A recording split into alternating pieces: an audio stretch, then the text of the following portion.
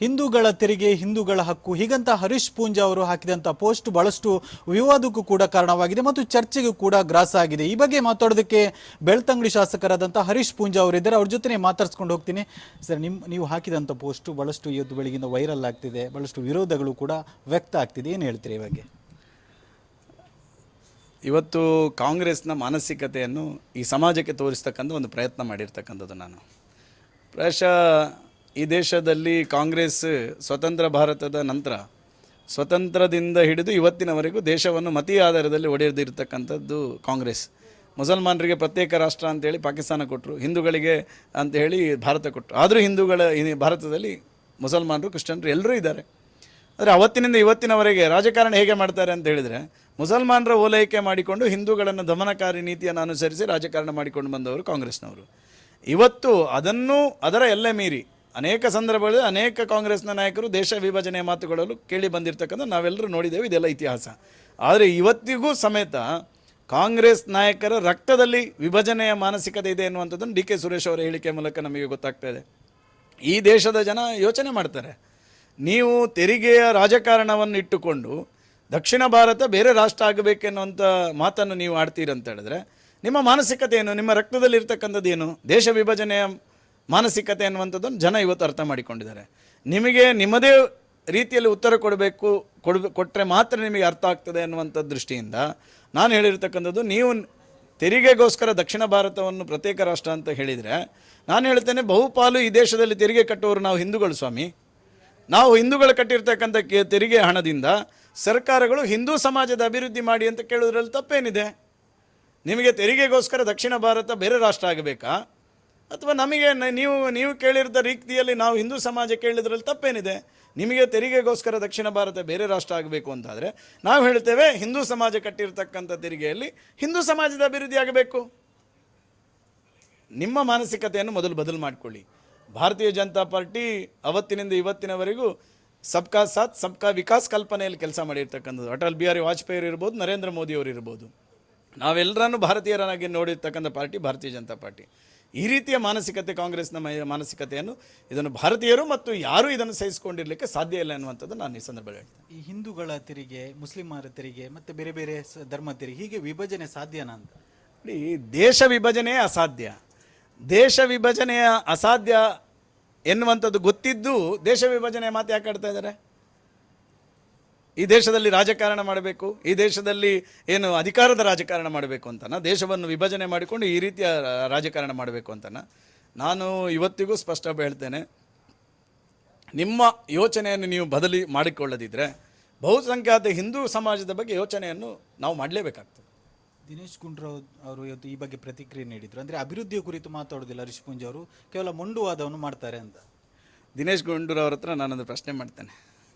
ನೀವು ಅವ್ರ ಹತ್ರ ಮುಂದೆ ಸಿಕ್ಕಿದಾಗ ನಾನು ಹೇಳಿರತಕ್ಕಂಥಕ್ಕೆ ನೀವು ಆನ್ಸರ್ ಪಡಿಬೇಕು ಅವ್ರ ಹತ್ರ. ಅಭಿವೃದ್ಧಿಯ ಬಗ್ಗೆ ಮಾತಾಡೋದಿಲ್ಲ ಅಂತ ಹೇಳಿದ್ರಲ್ಲ ಸ್ವಾಮಿ, ನಿಮ್ಮೆಲ್ಲ ಸಚಿವರ ಹತ್ರ ನಮ್ಮೆಲ್ಲ ಭಾರತೀಯ ಜನತಾ ಪಾರ್ಟಿಯ ಶಾಸಕರು ಹೋಗಿ ಅಭಿವೃದ್ಧಿಗೋಸ್ಕರ ಲೆಟ್ರ್ ಕೊಟ್ಟರು ಅಲ್ಲ ಸ್ವಾಮಿ. ನೀವು ಎಷ್ಟು ದುಡ್ಡು ಕೊಟ್ರಿ, ಎಷ್ಟು ಅನುದಾನಗಳನ್ನು ಕೊಟ್ಟಿದ್ದೀರಿ? ನಮಗೆ ಬಿಡಿ, ರಾಜ್ಯದ ಬೇರೆ ಕ್ಷೇತ್ರಗಳ ಅಭಿವೃದ್ಧಿಯ ಬಗ್ಗೆ ನೀವೆಷ್ಟು ಅಭಿವೃದ್ಧಿಯ ಚಿಂತನೆಗಳನ್ನು ಮಾಡಿದ್ದೀರಿ? ಈ ಇಷ್ಟು ದಿನ ಆಯ್ತಲ್ಲ ಈ ಸರ್ಕಾರ ಬಂದು, ಯಾವುದಾದ್ರೂ ಒಬ್ಬ ಜಿಲ್ಲಾ ಮಂತ್ರಿ, ಯಾವುದಾದ್ರೂ ರಾಜ್ಯದ ಮುಖ್ಯಮಂತ್ರಿ ಯಾವುದಾದ್ರೂ ಒಂದು ದೊಡ್ಡ ಯೋಜನೆ ಶಿಲಾನ್ಯಾಸ ಮಾಡಿದ್ದನ್ನು ತೋರಿಸಿ ನೋಡೋಣ. ಬರೀ ಈ ರೀತಿಯ ದೇಶ ವಿಭಜನೆಯ ಮಾತುಗಳು, ಭಾಷೆಯನ್ನು ಒಡೆದು ಆಳತಕ್ಕಂಥ ವ್ಯವಸ್ಥೆಗಳು, ಮತೀಯತೆಯನ್ನು ಹುಟ್ಟುಹಾಕ್ತಕ್ಕಂಥ ವ್ಯವಸ್ಥೆಗಳು, ಇವತ್ತು ದಕ್ಷಿಣ ಕನ್ನಡ ಜಿಲ್ಲೆಯ ಸಾಂಪ್ರದಾಯಿಕವಾಗಿರ್ತಕ್ಕಂಥ ವ್ಯವಸ್ಥೆಯನ್ನು ಹಾಳು ಮಾಡ್ತಕ್ಕಂಥ ವ್ಯವಸ್ಥೆಗಳು, ಈ ರೀತಿಯ ಹಿಂದೂ ವಿರೋಧಿ ಭಾವನೆಯ ಮೂಲಕನೇ ಇವತ್ತು ಆಡಳಿತ ಮಾಡ್ತಾ ಇರತಕ್ಕಂಥದ್ದು ಸಿದ್ದರಾಮಯ್ಯ ಅವರ ಸರ್ಕಾರ. ನೀವು ಯಾವತ್ತು ದೇಶ ವಿರೋಧಿ ಭಾವನೆಯನ್ನು, ನೀವು ದೇಶವನ್ನು ಒಡೆಯತಕ್ಕಂಥ ಭಾವನೆ ನಿಮ್ಮಲ್ಲಿ ಜಾಗೃತವಾಗಿರ್ತದೋ ಅಲ್ಲಿವರೆಗೂ ನಾವು ಹಿಂದೂ ಸಮಾಜವನ್ನು ರಕ್ಷಣೆ ಮಾಡತಕ್ಕಂಥ ದೃಷ್ಟಿಯಲ್ಲಿ ನಾವು ಖಂಡಿತವಾಗಿಯೂ ಹಿಂದೂ ಸಮಾಜಕ್ಕೆ ರಕ್ಷಕರಾಗಿ ಕೆಲಸ ಮಾಡ್ತೇವೆ. ಅವ್ರು ಹೇಳ್ತಾರೆ ತೆರಿಗೆ ಕಟ್ತೀವಿ, ಆದರೆ ಅನುದಾನ ಕೇಳೋದ್ರೆ ತಪ್ಪೇನು ಅಂತ ಹೇಳ್ತಾರೆ. ನೋಡಿ, ಮೊನ್ನೆ ನಿರ್ಮಲಾ ಸೀತಾರಾಮನ್ ಅವರು ದೇಶದ ಮಿತ್ರ ಸಚಿವರು ಭಾಳ ಸಮರ್ಪಕವಾಗಿರ್ತಕ್ಕಂಥ ಉತ್ತರವನ್ನು ಕೊಟ್ಟಿದ್ದಾರೆ. ದಿನೇಶ್ ಗುಂಡೂರಾವ್ ಅವರಿಗೆ ಅದು ಅರ್ಥ ಆಗಲಿಕ್ಕಿಲ್ಲ, ಸಿದ್ದರಾಮಯ್ಯ ಅವರಿಗೆ ಸ್ವಲ್ಪ ಅರ್ಥ ಆಗ್ಬೋದು. ಯಾಕಂದರೆ ಹೇಳಿದ್ರು ಅವರು ಅನೇಕ ಬಾರಿ ಬಜೆಟನ್ನು ಮಂಡಿಸಿರ್ತಕ್ಕಂಥವ್ರು. ದಿನೇಶ್ ಗುಂಡೂರಾವ್ ಅವರು ಸ್ವಲ್ಪ ಸಿದ್ದರಾಮಯ್ಯ ಅವ್ರ ಹತ್ರ ಕೇಳ್ಕೊಳ್ಳಿ, ಏನು GSTಯ ಕರ್ನಾಟಕದ ಪಾಲೇನಿದೆ, ಕರ್ನಾಟಕದ GSTಯ ಪಾಲೇನಿದೆ ಅದನ್ನು ಕೊಟ್ಟಿದ್ದಾರೆ. ಸೆಂಟ್ರಲ್ GSTಯಿಂದ ಏನು ಕರ್ನಾಟಕಕ್ಕೆ ಪಾಲು ಸಿಗಬೇಕೋ ಅದರಲ್ಲೂ 40% ಅವರಿಗೆ ಪೇಮೆಂಟ್ ಆಗಿದೆ. ಬಾಕಿ ಉಳಿದಿದ್ದಕ್ಕೆ ದಾಖಲೆಗಳನ್ನು ಇನ್ನೂ ಸೆಂಟ್ರಲಿಗೆ ಒದಗಿಸಿಲ್ಲ. ಆ ನಂತರದ ಒದಗಿಸಿದ ನಂತರ ಅದನ್ನೆಲ್ಲವನ್ನು ಕೊಡ್ತಾರೆ. ಮತ್ತು ಯಾವುದೇ ರೀತಿಯಾಗಿರ್ತಕ್ಕಂಥ ಹಿಂದಿನ ಪೆಂಡಿಂಗ್ಗಳು ಇಲ್ಲ ಎನ್ನುವಂಥದ್ದನ್ನು ಅಷ್ಟು ಸವಿಸ್ತಾರವಾಗಿ ದೇಶದ ಮಿತ್ತ ಸಚಿವರು ಸಿದ್ದರಾಮಯ್ಯ ಅವರಿಗೆ ಅರ್ಥ ಆಗಿರ್ತದೆ. ಈ ದಿನೇಶ್ ಗುಂಡೂರಾವ್ ಅವರಿಗೆ ಅಷ್ಟು ಅರ್ಥ ಮಾಡಿಕೊಳ್ಳುವಷ್ಟು ಕೆಪಾಸಿಟಿ ಇಲ್ಲ ಅಂತ ನಂದು ಭಾವನೆ. ಪ್ರಾಯಶಃ ಅದು ಇದ್ದಿದ್ರೆ ಅದು ಆ ರೀತಿ ಮಾತನ್ನು ಅವರು ಹೇಳ್ತಾ ಇರಲಿಲ್ಲ. ಬಟ್ ಅವರೊಬ್ಬ ಸರಳ ಸಜ್ಜನಿಕೆ ರಾಜಕಾರಣಿಯಾಗಿ ಇದನ್ನೆಲ್ಲವನ್ನು ತಿಳ್ಕೊಂಡು ಅವರು ಮಾತಾಡಬೇಕು ಎನ್ನುವಂಥದ್ದು ನನ್ನ ಆಗ್ರಹ. ನಿಮ್ಮ ಹೇಳಿಕೆ ಕೇವಲ ಮೊನ್ನೆ ವಿಭಜನೆ ಮಾತಾಡಿದ್ರು, ಅದಕ್ಕೆ ಟಕ್ಕರ್ ಆಗಿ ಹೇಳಿಕೆ 100% ನಾನು ಹೇಳ್ತೇನೆ. ದೇಶ ವಿಭಜನೆಯ ಮಾತನ್ನು ಯಾರು ಹೇಳಿದ್ರು ನಾವು ಹಿಂದೂಗಳೊಟ್ಟಿಗಿದ್ದೇವೆ. ಇದು ಬೆಳ್ತಂಗಡಿ ಶಾಸಕ ಹರೀಶ್ ಪೂಂಜಾ ಅವರ ಮತ್ತು ಕ್ಯಾಮರಾ ಪರ್ಸನ್ ದಿವಾಕರ್ ಪದ್ಮುಂಜ ಜೊತೆ ದಿನೇಶ್ ಕಾಶಿಪಟ್ನ, ರಿಪಬ್ಲಿಕ್ ಕನ್ನಡ, ಮಂಗಳೂರು. ಕ್ಯಾಪ್ಟನ್ ಅರ್ಜುನ್ ಕೊಂದಿದ್ದು ಯಾರು? ಅವ್ರ ನರೇಟಿವ್ ಎಲ್ಲಿ ತಂದಿಟ್ಟಿದ್ದಾರೆ ಅಂತಂದ್ರೆ ಸಂಪತ್ತನ್ನ ಹಂಚಿಬಿಡೋದು ಅಂತ. ಇದು ಸ್ಟುಡಿಯೋ ಟಿಪ್ಪು ಜಯಂತಿ ಮಾಡಕ್ಕೆ ಅವ್ರಿಗೆ ಖಂಡಿಸಿದ್ರು. Very nice. ಯಾರು ತಪ್ಪು ಮಾಡಿರೋದಿಲ್ಲಿ? ಓಲೈಕೆ ಹೇಳಿಕೆ ಇದು ಅಂತ ಹೇಳಿ ಯಾಕೆ ಪರಿಗಣಿಸಬಾರದು? I.N.I. ಕಿಚ್ಚಕ್ಕಲ್ಲ ಇದು ವೇದಿಕೆ. ಇದು ಫೋಟೋ ಎಲ್ಲರಿಗೂ ಒಂದು ಟೈಮ್. ನಿಮ್ಮ ಸಮಯ ಮುಗಿದಿದೆ. ಅವ್ರು ಹೇಳೋಕ್ಕಿಂತ ಮುಂಚೆನೆ ಹೇಗೆ ಪ್ರತಾಪ್ ಸಿಂಹ ಪಾಸ್ ಕೊಟ್ಟಿದಂತ ಆಗ್ಲಿ ಡಿಕ್ಲೇರ್ ಆಗೋಗಿತ್ತು ಅಂತ ನನಗೊಂದು ಡೌಟ್ ಬಂತು.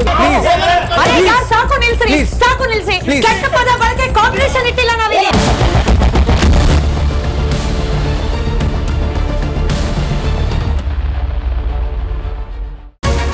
ರಿಪಬ್ಲಿಕ್ ವರ್ಡ್ ಆಪ್ ಇದು ಕೇವಲ ಅಪ್ಲಿಕೇಶನ್ ಅಲ್ಲ, ಸಮಗ್ರ ಸುದ್ದಿಗಳ ಸಂಪರ್ಕ ಮಾರ್ಗಕ್ಕೆ ಕ್ರಾಂತಿಕಾರಿ ಬದಲಾವಣೆ.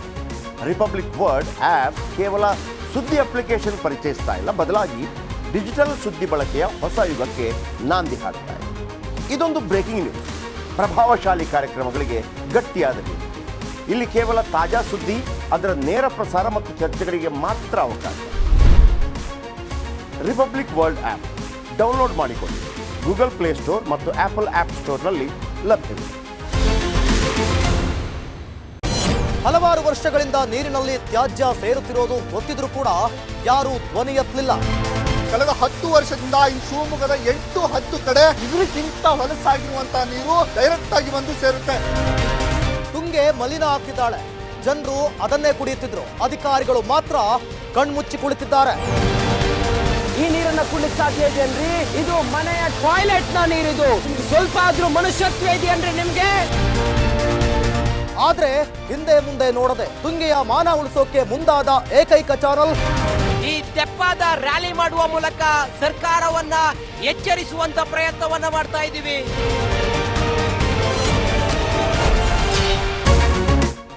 ರಿಪಬ್ಲಿಕ್ ವರ್ಲ್ಡ್ ಆಪ್ ಇದು ಕೇವಲ ಅಪ್ಲಿಕೇಶನ್ ಅಲ್ಲ, ಸಮಗ್ರ ಸುದ್ದಿಗಳ ಸಂಪರ್ಕ ಮಾರ್ಗಕ್ಕೆ ಕ್ರಾಂತಿಕಾರಿ ಬದಲಾವಣೆ.